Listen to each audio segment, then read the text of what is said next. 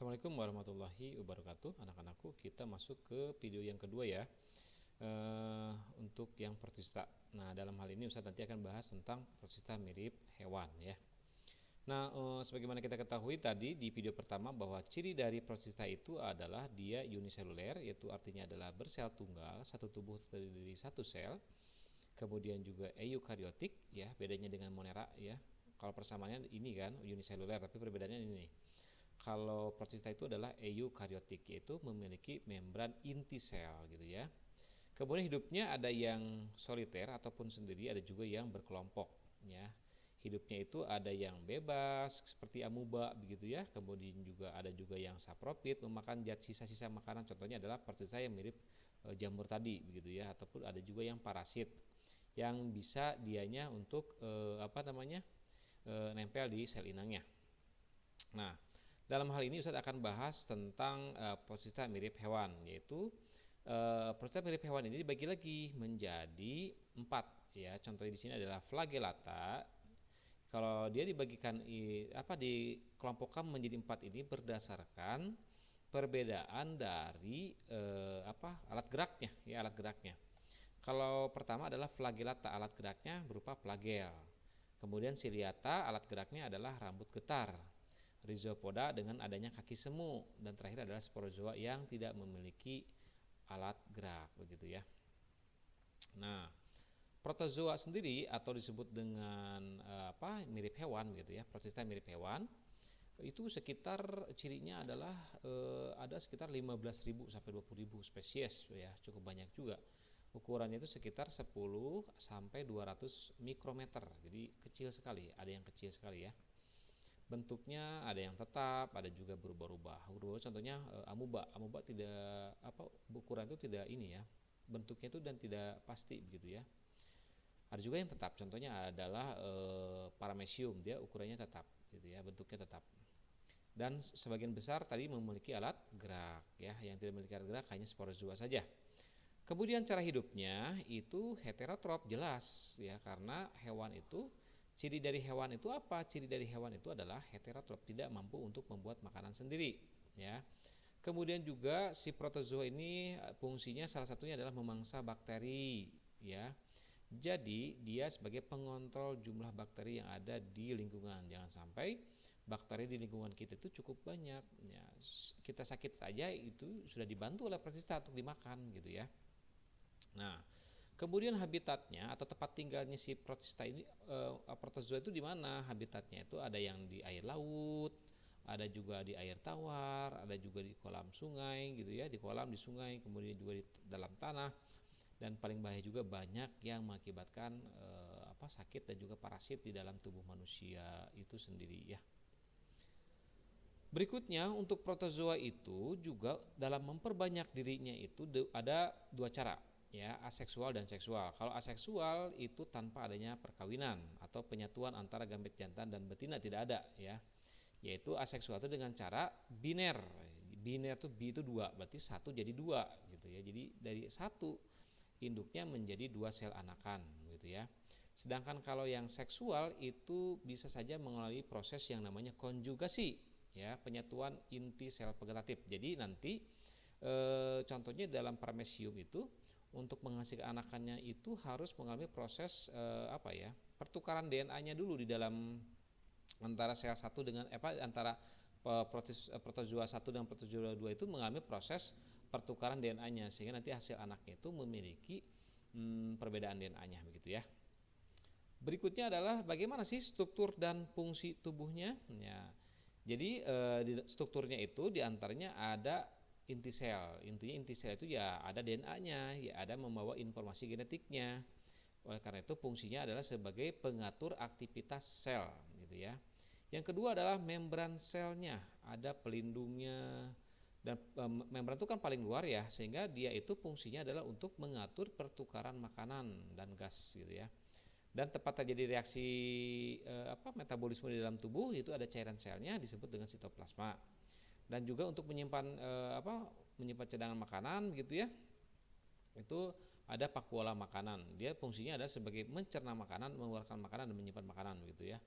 Dan terakhir ada vakuola kontraktil yang dan dia berdenyut. Berdenyut di situ kenapa? Dia fungsinya adalah untuk osmoregulator. Osmoregulator itu bagaimana ya? Seperti dalam tubuh kita itu ada yang namanya ginjal gitu ya. Jadi dia fungsinya tuh mengeluarkan jikalau ada zat asing ataupun cairan yang hasil sisa atau sampah di dalam tubuh kita, dia keluarkan gitu ya. Osmoregulator jadi pengatur untuk mengeluarkan zat-zat yang racun di dalam tubuh dikeluarkan gitu ya. Itu fungsinya oleh vakuola kontraktil begitu.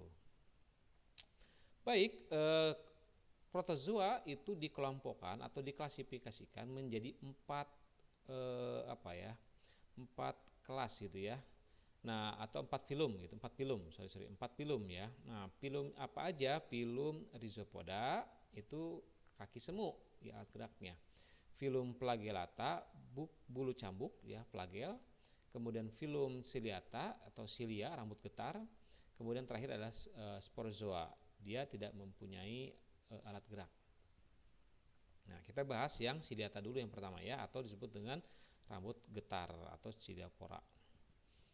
Cirinya adalah memiliki silia. Silia itu apa? Silia itu adalah rambut kecil. Dapora itu gerakan. Jadi silia itu berarti rambut-rambut yang bergerak gitu ya. Kemudian alat geraknya ya tadi silia tadi atau bulu getar. Bentuk tubuhnya itu tetap atau karena dia ada velikel. Jadi untuk memberi bentuknya ada velikel. Contohnya ini ya. Jadi dia ada silianya ini nih. Nah, silianya ini dia ada velikel di sini. Velikel itu fungsinya adalah untuk memberi bentuk. Jadi bentuknya tetap gitu ya. Nah, strukturnya bagaimana? Apa aja strukturnya? Pertama di sini ada mulut ya. Nanti ada tempat masuknya makanan di sini gitu ya. Kemudian terbentuklah vakuola makanan. Kemudianlah terjadi proses pencernaan makanan di sini begitu ya. Dan terakhir nanti dibuang gitu ya. Dan juga fungsinya ada juga yang namanya osmoregulator. Jadi ini adalah silia tadi bagian luar, kemudian ada velikel, kemudian ini mulutnya, kemudian ini vakuola. Nanti di sini juga sebetulnya di tengah-tengah itu ada yang namanya inti selnya begitu ya. Ciri dari Ciliata itu apa? Cirinya itu paling penting ya, paling membedakan dengan yang lain adalah dia itu memiliki dua inti ya, ada makronukleus, ada mikronukleus gitu, ada intinya yang besar, ada intinya yang kecil gitu ya. Itu dua-duanya memiliki fungsi yang berbeda-beda. Kemudian cara hidupnya itu atau tempat hidupnya di mana? Di air tawar gitu. Biasanya sih ada di kalau kata sendiri susukan gitu, di sungai-sungai kecil dan kotor gitu biasanya ada dia ya. Kemudian juga ada yang di air laut dan juga ada juga yang bersifat parasit. Kemudian reproduksinya bisa dengan secara aseksual ataupun juga dengan seksual. Kalau aseksual dengan biner menjadi dua begitu ya. Sedangkan kalau seksualnya itu dengan cara konjugasi gitu. Contohnya adalah Paramecium caudatum ya. Ini Paramecium caudatum gitu ya. Strukturnya apa aja? Pertama ada sitostoma yang berfungsi sebagai mulut begitu ya. Kemudian ada faringnya disebut dengan sitofaring gitu ya. Nah, ini intinya nih ada dua, ada makronukleus yang besarnya dan juga ada mikronukleus. Nah, dua-dua ini nanti dia berfungsi pada saat melakukan proses konjugasi begitu ya. Kemudian ada vakuola kontraktil yang tadi Ustaz bilang berdenyut gitu ya, atau berfungsi sebagai osmoregulator. Nah, ini nih vakuola kontraktil. Kemudian juga silia, rambut getar yang menjadi alat geraknya dia gitu ya. Sitofage itu nanti dia juga sebagai untuk mengeluarkan zat sisa makanan begitu ya. Kemudian ada juga trikokis ini sebagai pembatas ataupun juga sebagai pertahanan dia. Dan juga ini ada vakuola makanan yang berfungsi untuk mencerna makanan dan menyimpan cadangan makanan. Kenapa ada vakuola makanan untuk mencerna makanan? Tahapannya pertama adalah melalui mulut, sitostoma, kemudian melalui faring, sitofaring, kemudian melalui pencernaan oleh vakuola makanan, kemudian nanti disimpanlah di cadangan makanan. Jika ada sisa nanti dibuanglah oleh vakuola kontraktil begitu ya. Struktur tubuh tadi udah ya. Lanjutkan bagaimana cara reproduksinya. Nah, cara reproduksinya tadi ada dua, dengan cara pembelahan biner aseksualnya, sedangkan seksualnya dengan cara konjugasi gitu ya. Nah, aseksualnya sekarang. Aseksualnya pertama ada pembelahan mikronukleus dan makronukleus gitu ya. Kemudian mikronukleus dan makronukleus bergerak menuju kutub yang berlawanan. Mikronukleus dan makronukleus itu bergerak menuju kutub berlawanan. Jadi pertama adalah adanya pembelahannya dulu. Yang dibelah apanya? Mikronukleus dan makronukleus. Jadi yang asalnya satu tuh jadi dua, masing-masing dua begitu ya. Kemudian kalau sudah menjadi dua begini, dia kemudian si mikro dan makro itu dia akan bergerak ke kutubnya masing-masing, memisah gitu ya. Lama-lama baru terjadi proses sitokinesis begitu. Jadi dia bergerak ke kutubnya berlawanan gitu sampai akhirnya terbentuklah menjadi individu baru. Itu kalau reproduksi secara aseksual. Sedangkan kalau seksual bagaimana? Kalau seksual itu adalah tahapannya ya. Pertama misalkan di sini ada ini apa tuh namanya? Ada dua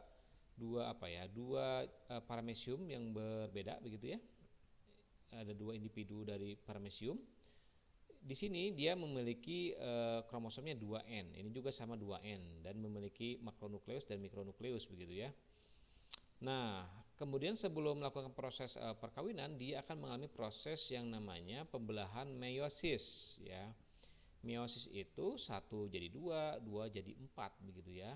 Dan sifatnya adalah haploid 1N. Kalau ini sifatnya 2N, kalau hasil dari meiosis itu menjadi 1N 1N. Ya ada 4 sih, cuman 1N 1N 1N begitu ya. Karena setelah melakukan proses meiosis. Kemudian setelah itu ya terjadilah yang namanya konjugasi pertukaran. Yang dua dari sini pindah ke sini, dua dari sini pindah ke sini begitu ya. Kemudian kalau sudah mengalami proses pertukaran, akhirnya anaknya itu akan menjadi beda begitu. Kalau misalkan ini mengalami proses biner gitu ya, anaknya ini udah beda dari yang sebelumnya, jadi sudah lebih bervariasi anaknya begitu ya. Ini biasanya terjadi jikalau dia terdapat di lokasi ataupun di tempat yang tidak cocok misalkan, ataupun dia supaya tahan terhadap lingkungan begitu ya. Nah setelah itu misalkan dia mikronuklear fusi, kemudian dia bergabung gitu ya antara tadi yang inti selnya itu tadi bergabung, yang dua tadi yang di luar dengan yang ini bergabung, kemudian diploid dan mengalami proses pembelahan lagi begitu ya, sampai ujungnya itu nanti menjadi anakan-anakan yang berbeda DNA-nya ataupun dengan induknya berbeda begitu. Itu adalah reproduksi dari siliata ataupun juga paramecium pada bagian yang seksualnya begitu ya. Contoh dari siliata apa aja? Contohnya itu adalah paramecium, terus kemudian juga stentor ya. Kalau paramecium bentuknya seperti sandal ya, sama-sama sih memiliki siliata gitu ya, silia yang terdapat di seluruh permukaan. Kemudian stentor karena bentuknya adalah seperti trompet. Silia di sekitar celah mulut hidup dan juga di air tawar. Ini juga sama di air tawar ya. Contoh lain adalah vorticella seperti lonceng ya. Ini sama juga di air tawar. Didinium ini sebagai pemangsa dari paramecium ya. Paramecium itu yang seperti sandal tadi ya. Kemudian Balantidium coli. Nah, Balantidium coli ini selain E. coli atau bakteri yang ada di usus besar manusia, itu ada juga Balantidium coli, juga ada protozoa yang hidup di usus besar manusia juga begitu, yang berfungsi diantaranya untuk mencerna gitu. Tapi kalau kebanyakan juga bisa mengakibatkan sakit. Baik, mungkin itu saja dulu untuk video yang kedua itu ya. Kedua ini untuk yang protozoa Ustadz baru membahas tentang siliata dulu gitu. Untuk berikutnya video berikutnya nanti kita akan bahas protozoa berikutnya, yaitu tentang rhizopoda, flagellata dan sporozoa gitu ya. Mungkin itu saja dulu untuk video yang kedua. Cukup sekian. Assalamualaikum warahmatullahi wabarakatuh.